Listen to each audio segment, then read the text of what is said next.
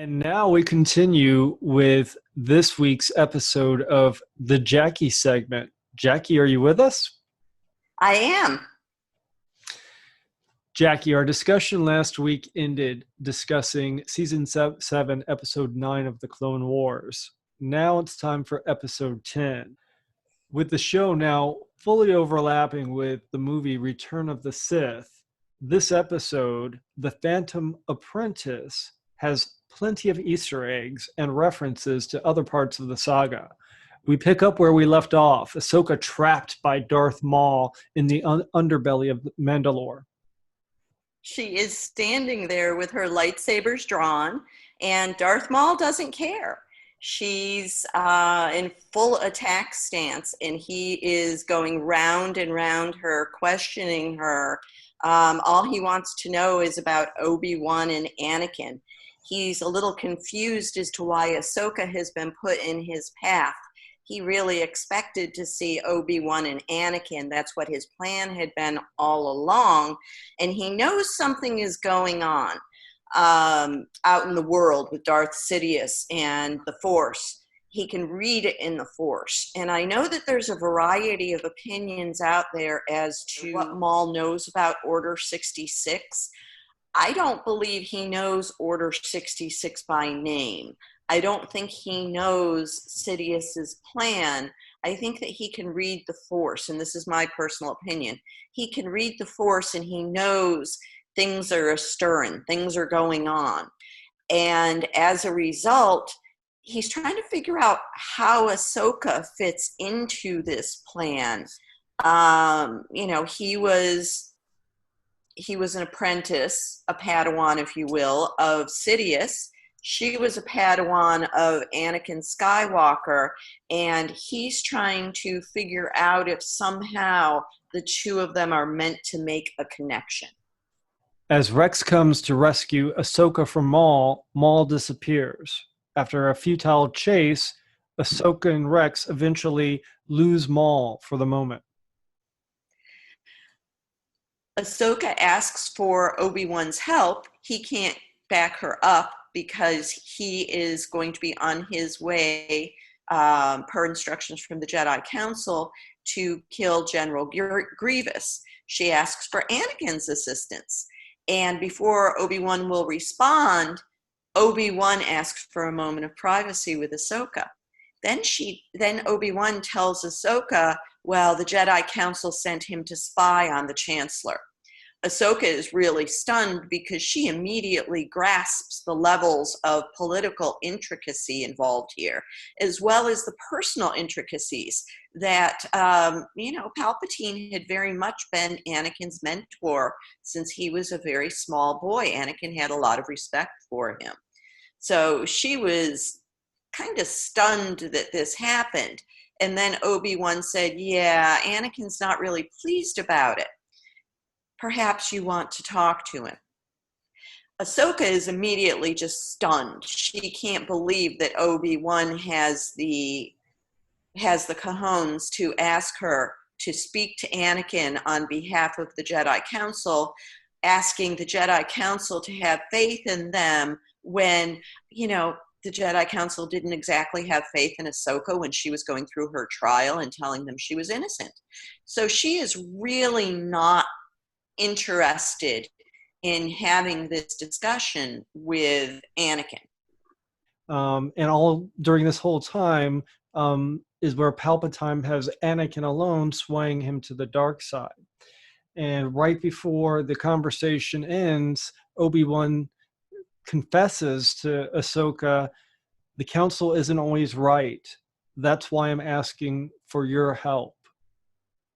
Imagine this conversation had actually taken place. Imagine that Ahsoka had had the opportunity to speak to Anakin about what she knew from Maul before he really tipped over to the dark side.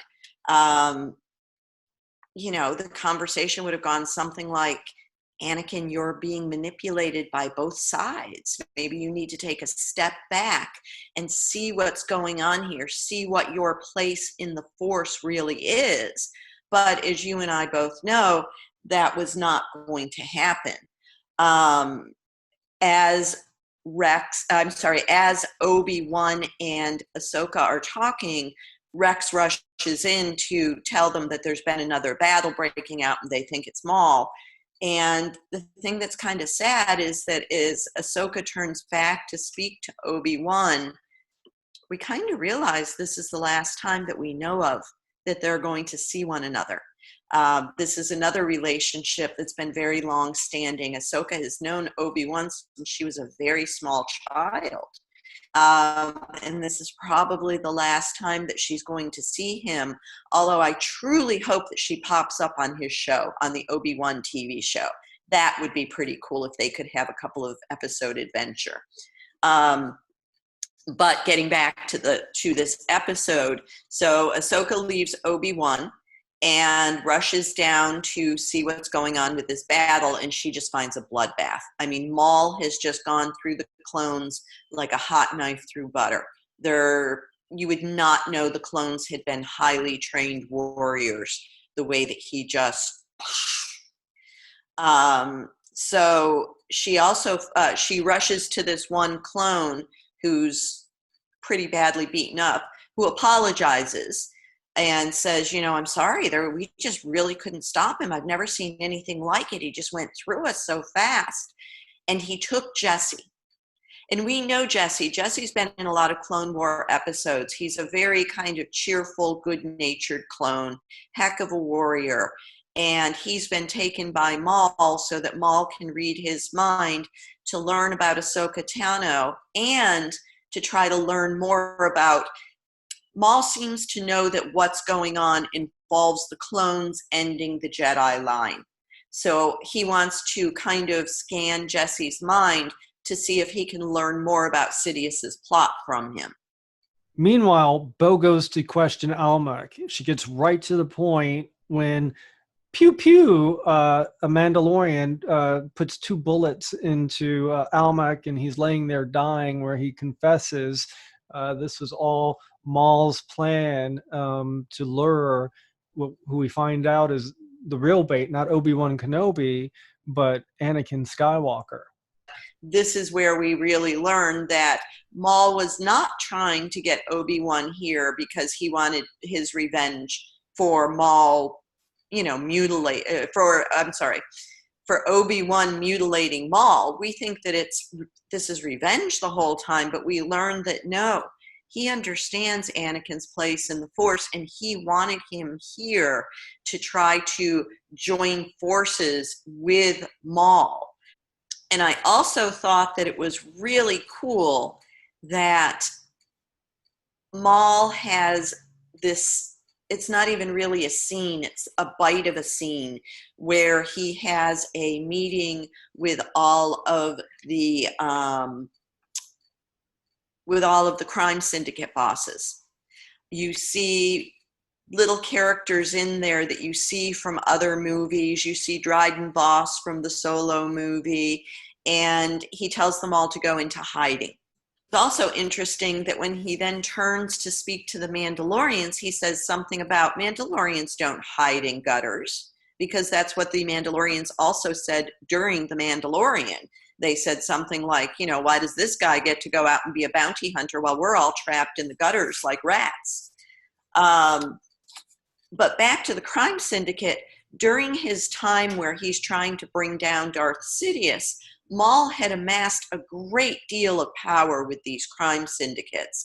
He had formed a vast network of, people and weapons, and it was called the Shadow Collective, which included Black Sun, Crimson Dawn, the Pike Syndicate, and the group of Mandalorians that he was leading, led by Gar Saxon.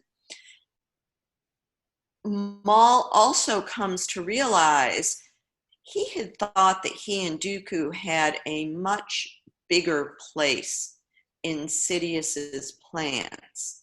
He thought that they were more or less, I don't want to say partners, but something along those lines. And he came to realize through the course of this episode that he and Dooku were nothing but stepping stones, that they were not meant to be hand in hand with Sidious at this point in time, that they really just, we're always one step behind Sidious. And he rallies the Mandalorians, led by Gar Saxon, those guys, to his side so that they'll step outside and support him. And then we see the Mandalorians and Darth Maul go out and get ready to fight the clones. And this basically is the siege of Mandalore going down in the Clone Wars. And incredible Mandalorian fight scenes. You get to see all their toys, the fire, the shields, incredible fighting scenes. And when Ahsoka and Bo walk into the throne room, Maul is sitting there and takes total control. Bo fires on him. He deflects the fire and uses the Force to rendering her useless. Maul returns Jesse to Rex as a sign of good faith and leaves Ahsoka with Maul and Bo. Explosions are going on outside. Some of the coolest animation cinematography I've ever seen, where the glass explodes and in slow motion you see shards of glass with ambers of flame flying while Ahsoka and Maul have this conversation. And at the same time, Bo has this realization that, the Mandalore has basically traded a dictator, Maul, for an occupation, the clones. And, it seems like she just wants to get everybody off her planet and take control.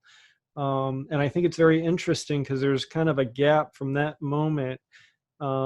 And we pick up in the years later in the Mandalorian miniseries. And the Mandalorians are a much different race. For example, the primary difference is the importance of not taking off your helmet in the post-Mandalorian siege world. Do we really know what happens after the siege? Does the occupation end? The Mandalorians, how do they get from that point to where they are in the Mandalorian miniseries? We don't know, and this is a question that's been coming up since they've made such a point in the Mandalorian TV show that he does not remove his helmet.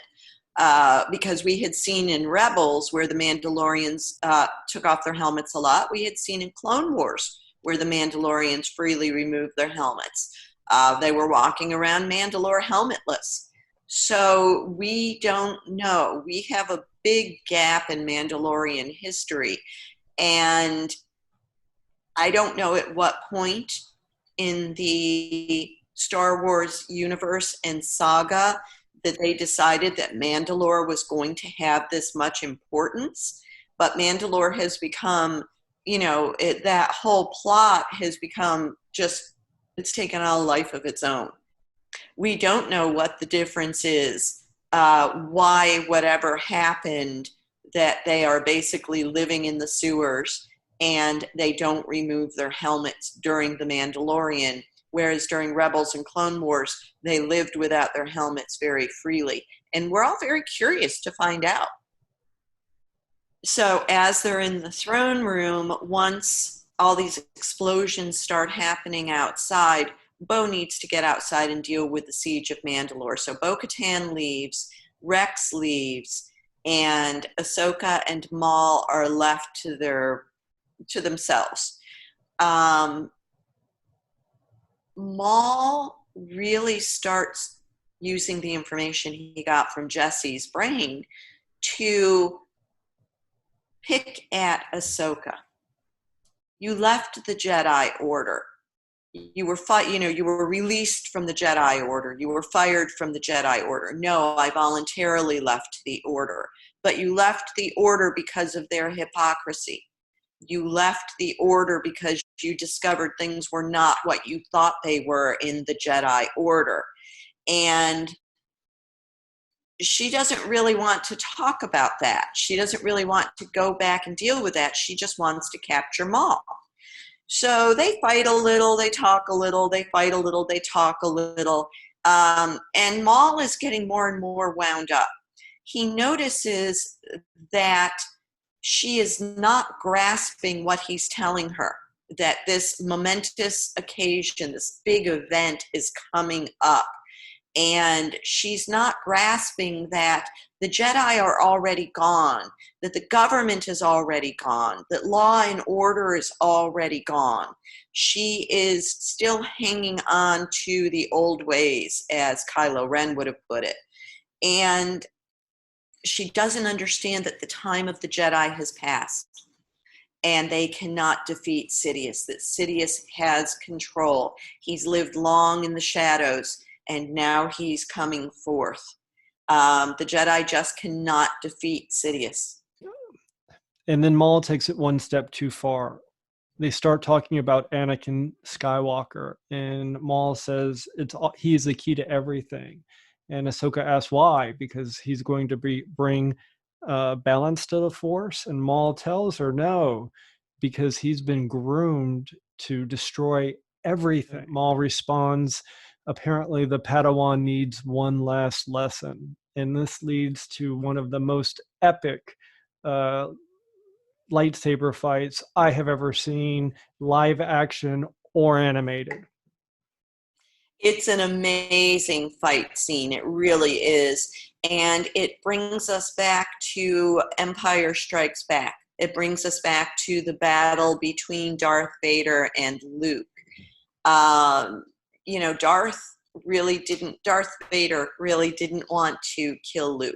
He wanted to bring him over to the dark side. And that's where we are with Ahsoka and Maul as well. Maul doesn't necessarily want to kill Ahsoka. We've seen throughout the Clone Wars, he likes being paired up. He was paired up with Sidious. He was paired up with his brother. He likes having a cohort. So he would have, and he could see Ahsoka's strength. I think that was very clear to him. So we have this really interesting parallel between the Empire Strikes Back fight scene between Darth Vader and Luke Skywalker, and this epic battle between Ahsoka and Darth Maul. Now, in the climatic moment of this battle, Maul does disarm Ahsoka the same way that Vader disarms Luke. And it's the same sort of thing. Join me or die. But the episode does a really great job of subverting our expectations here as Ahsoka manages to fight back and capture Maul. She has kind of had the benefit of a lot more Jedi training than Luke Skywalker had at that point, to be honest. But she's able to escape Maul. They continue fighting here and there, and eventually she is able to capture Maul. Right before Maul was captured, Gar Saxon requested backup, and Maul was like, later, or I think he says, die well, Mandalorians. Mandalorian. So, that kind of shows the high level political manipulation, kind of what Palpatine orchestrated with Naboo, of creating these wars on these political crises that are really a hidden political agenda in disguise. At one point during their fight in the throne room, Ahsoka says to Maul, okay, I'll join you, but you have to answer a question for me. And he says, you have but to ask. And she says, what do you want with Anakin? Maul's response is, he is the key to everything. Ahsoka says, to bring balance to the Force. Maul says, no. He has been groomed as Sidious's apprentice. So this is the part where you describe that Ahsoka kind of just can't process the information. It's been a lot of information that she's gotten. This was just what put her over the edge, and this is where they really continued the battle. And Maul also tells Ahsoka at this point, you don't see this, but I orchestrated the siege of Mandalore so that Obi-Wan and Anakin would show up. I I manipulated all of this to try to get Anakin here to get him on my side, but since it didn't work, here you are. Well, actually, I thought Maul wanted Anakin to come so he could kill Sidious's prized possession because he was kind of just discarded by Palpatine in his rise to power, similar to other characters like Dooku, who thought they had a more pivotal role, but really were just, like you said before, stepping stones. I think that it shows how unstable Maul is, that he has a couple of different changes of heart. It seems that at one point he talks about Anakin and he talks about, yeah, I wanted to bring him here because I wanted to kill Sidious's prized possession, his prized student. And then he says to Ahsoka, I wanted to bring him here so that we could join forces. So I think it just shows the instability of Maul. Yeah, you do kind of see a deterioration, especially when he's talking to himself and uh, questioning his actions. Pacing And around. but uh, it's interesting how they brought Ray Parker back to choreograph some of these animated moves. What did you think about that? Ray Park and I wish I remembered the name of the female stunt woman because she did such a fabulous job. They did the live action and, the costumes with the dots and stuff. And I think you said it's probably one of the best lightsaber battles ever, period. End of story. Not animated, not live. It was just amazing. And the fact that both Maul and Ahsoka are, in my opinion, very athletic fighters. They don't stand still and fight. There's a lot of whirling and twirling. Maul is more martial arts. Ahsoka is more gymnastics. But they're just flying all over the place. She's got the double lightsabers. He's got the red lightsabers that are hooked together. It's just a phenomenal fight. It's absolutely gorgeous. And it goes, from place to place. They fight in the throne room. They fight outside. They fight on the supports that are holding buildings together. Very reminiscent of the Anakin or Luke Skywalker, Darth Vader, Empire Strikes Back battle. Continues. Yeah, the comparisons there continue for sure. And when they make it outside, Ahsoka and Maul are fighting, and it seems like he's got her on the ropes. She's lost both of her lightsabers, and his ship is showing up to take him off. This is the point in time where he tells Gar Saxon, "Yeah, sorry, you're on your own. Die well, Mandalorian." But Rex has seen, because Rex and Ahsoka are they're so connected. Rex has seen from the ground what's going on up higher, and he gets the air forces up there to assist Ahsoka. So as Maul's plane is approaching, the clones have also approached, and Ahsoka and the clones are able to capture Darth Maul, who is being held there literally in the air by the clones' various, they've shot ropes out at him and nets and stuff. And let me die. We're all going to die. You're going to burn. I'm going to burn. We're all going to die. Let me go. And he's just really, really, really losing it at this point. And Rex says, we've got this. And Ahsoka just kind of goes, ah.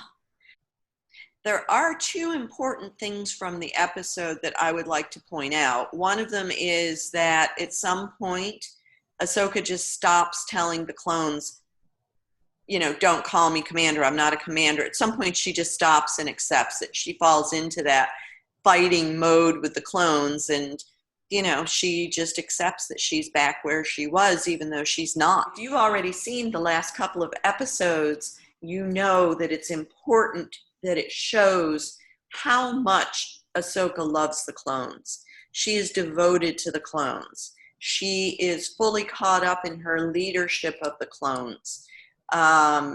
It's really important to see the tenderness that she displays towards the clones, because Order 66 is coming, and some of the decisions she makes about the clones may surprise us. And it's coming up in the next episode, and without giving any more away, we're going to save that discussion about episode 11 for next week. We have 2 more episodes of the Clone Wars to get through for season 7. Jacquie, I want to thank you for, again, joining me every week on my podcast to discuss and geek out on Star Wars. I love you. It's a trap. It's a trap. It's a trap.